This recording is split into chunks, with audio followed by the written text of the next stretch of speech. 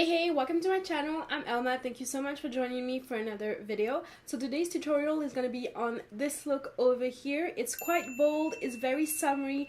I have the whole wet hair thing going on, and even though it's like raining outside and 7 degrees in Montreal, I still feel extra summery. So if you want to see how I achieve this look, just keep on watching. If you like this video, don't forget to give me a huge thumbs up. It really does help my channel. Don't forget to subscribe if you haven't already. And when you do, don't forget to hit that little bell so you get notified when I have new videos up. Without no further ado, let's get right into it. I hope you enjoy.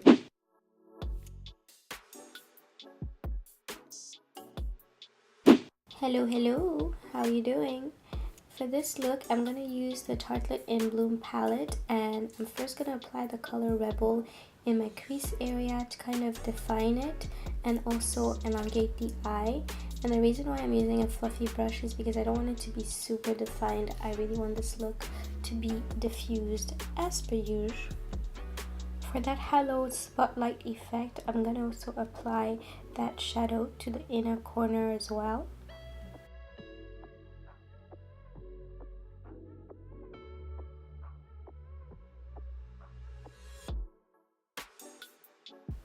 To blend all that and to make sure there are no harsh lines, I'm then using a clean fluffy brush. This one is from BH Cosmetics.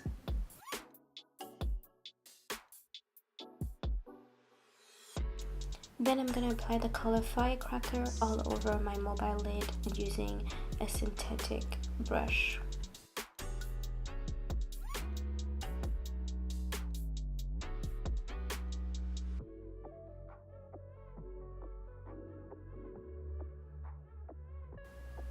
Honestly, this day when I started doing my makeup, I did not have a clue of what I was gonna, the look I was gonna go for. I just knew I wanted to use this palette and the lipstick you'll see me use later on.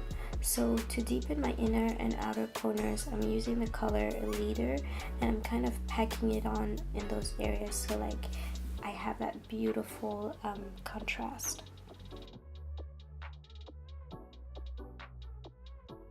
After applying any shadow, I'm just going to blend as per usual just to make sure that everything is seamless and there are no harsh lines. Now for that pop of color, the spotlight effect, I'm going in with this shadow from Clinique. I had this like ages ago and I don't know, I just felt like using it, and look at how pretty it is. I did dampen that little applicator beforehand, but even if I didn't, it's pretty pigmented and luminescent.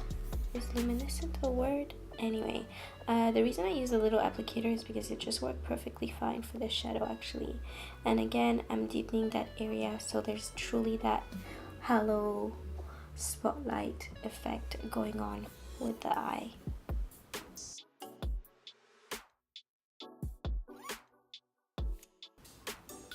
This step is optional and you could go a little bit more heavy-handedly for it to show up even more, but I'm just tight lining my upper lash line so that my lashes, even though I'm going to wear falsies, look a bit more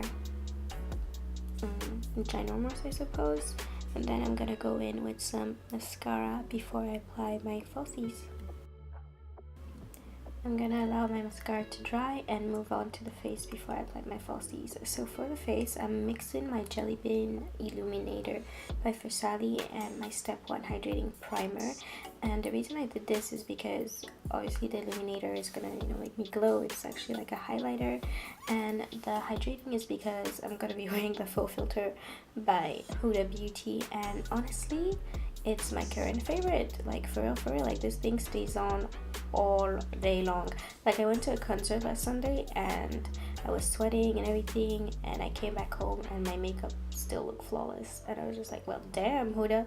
So I'm just applying the foundation on top of that, and as you can see, it looks way more luminous than if I just applied it on its own. Ooh, look at that.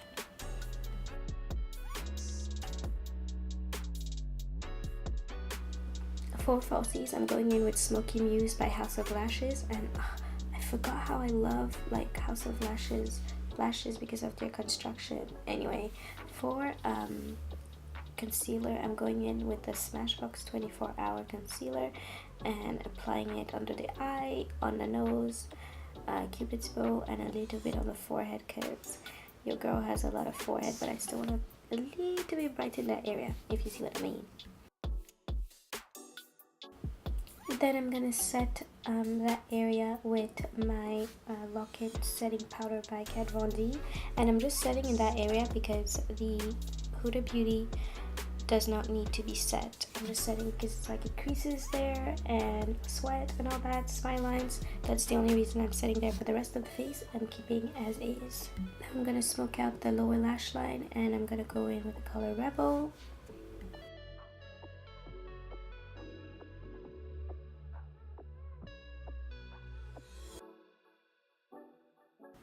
And then with the color Leader, and I'm gonna apply that specifically in my inner and outer corners on my bottom lash line.